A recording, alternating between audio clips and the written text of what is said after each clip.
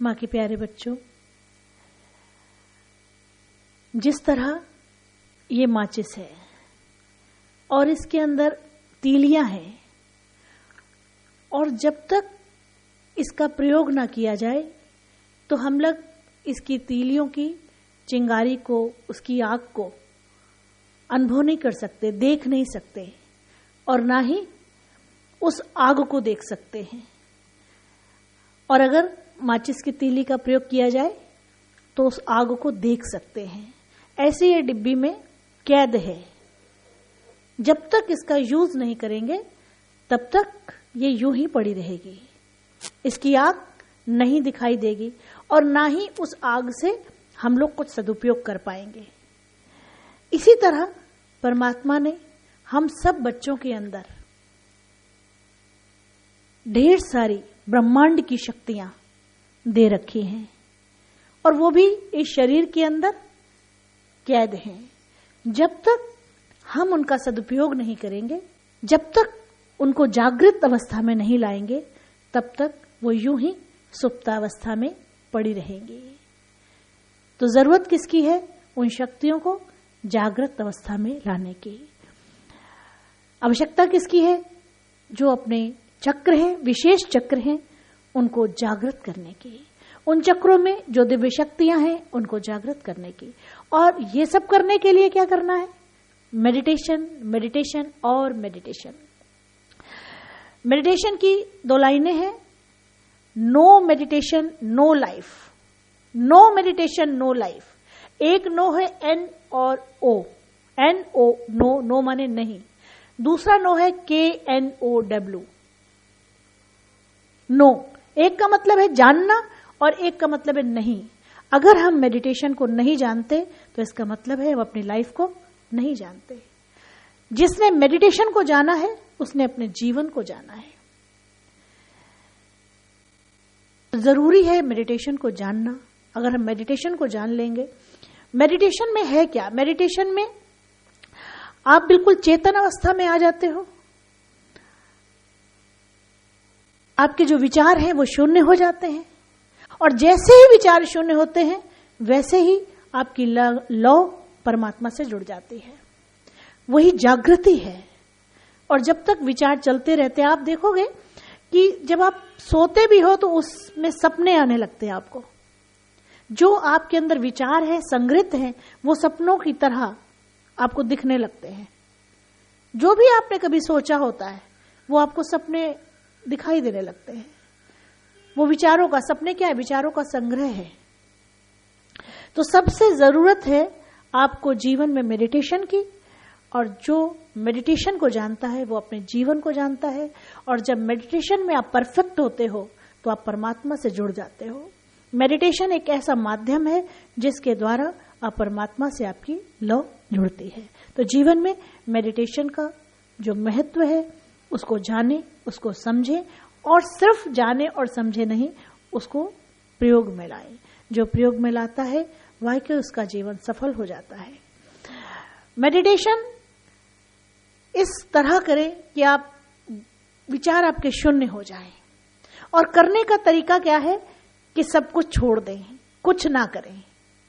Meditation, अगर हकीकत में पूछा जाए मेडिटेशन कैसे किया जाता है, मेडिटेशन करने की क्या कला है, तो मेडिटेशन करना नहीं, मेडिटेशन हो जाना है।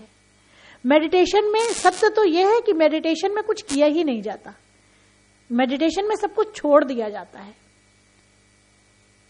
मेडिटेशन करने का नाम नहीं है। मेडिटेशन है सिर्फ सहज, सहज साक्षी भाव होकर आप अपने विचारों को बहुत ही साक्षी भाव से देखें। सहजता से बैठे, किसी भी स्थान पे सहजता से बैठे। स्थान एकांत हो, शांतमय हो, चाहे आप कुर्सी पर बैठ के करें, क्योंकि मेडिटेशन में अक्सर लोग कहते हैं मेरी कमर में दर्द शुरू हो गया, रीढ़ की हड्डी में दर्द शुरू हो गया। तो आप कुर्सी पे बैठ के कर सकते हैं, गद्दे पे बैठ के कर सकते हैं, आसन बिछाकर कर सकते हैं। जहां आपको सुविधा रहे, जहां आप सहजता से आनंद पूर्वक शांतमय ढंग से बैठ सके, एकांत स्थान में बैठ सके, और अपने अंदर गोता लगा सके। अपने ही अंदर आपको जाना है, और अपने अंदर जाने का मतलब अपने विचारों को बहुत ध्यानपूर्वक आपको देखना है।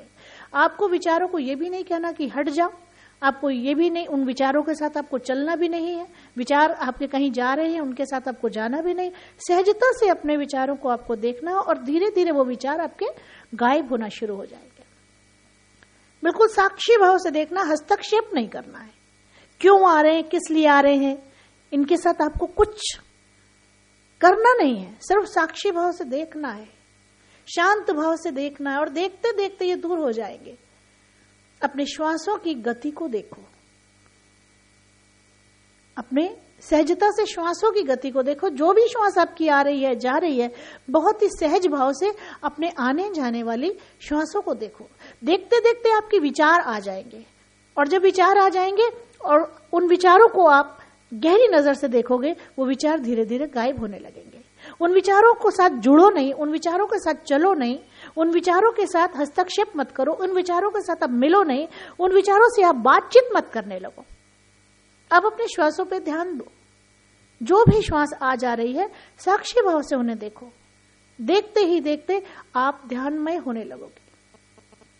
अगर इस विधि के द्वारा आपका ध्यान नहीं लगता, अगर आप परेशान होते हो, तो आप अभ्यस्त हो। आप 5 मिनट से शुरू करो, धीरे धीरे आप 1-1, 2-2 मिनट बढ़ाते जाओ, और कम से कम 1 घड़ी यानी 24 मिनट तक इसको प्रयोग में लाओ। अगर इसमें आपको दिक्कत होती है, तो आप अपना ओम मैया जी शरणम का जाप शुरू करो। जोर जोर से पहले बोलो, कम से कम आपको बैठने की आदत तो हो। अगर आपको बैठने की आदत ही नहीं है, तो आप ध्यान में नहीं जा सकते। आपको उलझन होगी बैठने, आपको श्वासों को देखने में परेशानी होगी। तो कम से कम पहले बैठने की कला सीखो। बैठने की कला सीखने के लिए एक स्थान पर बैठ के जोर जोर से ओम मैया जी शरणम करो। अगर आप मन में कर रहे हो, अंदर से मन में कर रहे हो, तो आप विचारों के साथ जुड़ जाओगे। विचार ना आए इसलिए आप थोड़ा सा जोर जोर से बोलो ओम मैया जी शरणम, ओम मैया जी शरणम। जब आप अभ्यस्त होने लगो, जब आपको कुछ दिन बीत जाए, फिर आप श्वासों से ओम मैया जी शरणम बोलो। फिर श्वासों से बोलते बोलते एक समय ऐसा आएगा कि जाप समाप्त हो जाएगा। एक समय ऐसा आएगा कि ओम मैया जी शरणम आप बोलोगे नहीं, ना अंदर से बोलोगे ना बाहर से बोलोगे। वो श्वासों के अंदर रम जाएगा, अपने आप महसूस होता रहेगा कि हर समय वो जाप चल रहा है। उसे नानक जी कहते थे आजपा जाप, जिसे आप करते नहीं हो, बोलते नहीं हो, और वो जाप होता है। फिर आप अपने श्वासों को देख रहे हो, देखते ही जा रहे हो, श्वास आ रही है, जा रही है, और वो जो आपने अभ्यास किया है जाप का, वो आपका श्वासों में चल रहा है। आजपा जाप चल रहा है, आप कर नहीं रहे, आप बोल नहीं रहे, आप ना मन में बोल रहे हो ना बाहर बोल रहे हो, लेकिन आपका जाप आजपा जाप चलता जा रहा है। आप ध्यान में मग्न हो, आप सिर्फ अपने श्वासों को देख रहे हो, और इसी तरह आपकी लौ लग जाती है अपने अंतर्निहित शक्तियों के साथ। फिर वो शक्तियां जागृत होने लगती हैं, और जब जागृत होती हैं तो आपके साथ बहुत सारे ऐसे आपको अनुभव मिलते हैं, ऐसे आपके साथ चमत्कृत शक्तियां जब जागृत होती हैं, तो वो आपके साथ इस तरह आपको अनुभव देती हैं कि आप हैरान होते हो कि अरे ऐसा भी हो सकता है, अरे ऐसा भी हो सकता है, सब कुछ हो सकता है, बशर्ते आपको अपने लिए समय निकालना आ जाए। होता क्या है, हम लोग अपनों के लिए समय निकालते हैं, अपने लिए समय नहीं निकाल पाते हैं। अपनों के लिए जरूर निकालते हैं, लेकिन अपने लिए नहीं निकालते। प्रयास करें, अपने लिए समय निकालें, और अपने लिए कम से कम 1 घड़ी 2 घड़ी समय जरूर निकालें, और अपना निरीक्षण रात को सोते समय निरीक्षण जरूर करें कि आज हमने सुबह से लेकर अभी तक क्या क्या काम किए। जो अच्छे किए रिपीट में लाएं, जो बुरे किए उसे छोड़ते जाएं। अगर आप अपना निरीक्षण खुद करना शुरू कर देंगे, तो आप स्वयं के गुरु बनना शुरू हो जाएंगे। क्योंकि गुरु का एक ही काम होता है, अपने शिष्य का निरीक्षण करना और गलत कार्यों से हटाना, अच्छे कार्यों की तरफ लगाना, और उनके जीवन में सत्कर्म को बढ़ावा देना। तो आप स्वयं के गुरु कैसे बनेंगे? जब आप स्वयं का निरीक्षण करेंगे। और माँ और ये बच्ची यही चाहती है कि आप स्वयं के गुरु बने, ये आपके गुरु ना बने, आप स्वयं के गुरु बने। इस तरह आप अपने जीवन को चलाना शुरू करें, क्योंकि ये आज यहां कल कहां पता नहीं। इसकी जरूरत आपको महसूस ही ना हो। ये चाहती है कि आप इतने स्ट्रांग बन जाएं। ये आपको स्ट्रांग करने आई है और चाहती है कि आप अपने जीवन में समय का ध्यान रखें, समय का सदुपयोग करें, क्योंकि जो भी समय बीत जाता है वो समय कभी भी वापस नहीं आता, कभी वापस नहीं आता। और जब अंत समय आता है तो इस समय की वैल्यू बहुत अच्छे से पता चलती है कि तब जरूरत होती है एक सांस की, एक सांस की जरूरत होती है कि एक सांस आ जाए, कुछ एक आध घड़ी मिल जाए कि मेरा बच्चा मिलने आ रहा होगा, मेरा सखा मिलने आ रहा होगा, मैं अपने परमात्मा को एक घड़ी और याद कर लूं, तब वो सारी दुनिया की दौलत भी एक तराजू पे रख दें तो आपको एक सांस भी नहीं मिलती। तो आप समय का ध्यान रखो कि आप समय को कैसे गवा रहे हो, कैसे सदुपयोग कर रहे हो, इस पे गहरी नजर डालो। जब आप बिस्तर पे रात में लेटने जाओ तो आप बहुत ध्यान से देखो कि कितने पल, कितने क्षण, कितने घंटे आपने अपने जीवन के खो दिए। बचपन किस तरह खो दिया, जवानी किस तरह चल रही है, और जब बुढ़ापा आएगा तो फिर देख के इंसान रोएगा और फिर कहेगा हाय मेरे घुटने नहीं चलते, हाय मेरे को यहां दर्द है, हाय मेरे को वहां दर्द है, हाय मुझसे बैठा नहीं जाता, मैं सिमरन ते करना चाहनी है लेकिन बह नहीं सकती। क्योंकि जिसने सारा जीवन किया ही नहीं तो अंत समय में वो पछताता है और कर कुछ नहीं पाता है। इसलिए अपने समय को देखो, रोज देखो और सोचो कि हमने बचपन में क्या किया, हमने जवानी में क्या किया और अब हम क्या कर रहे हैं, हमारा पल पल कैसे बीत रहा है, हमारा क्षण क्षण कैसे बीत रहा है।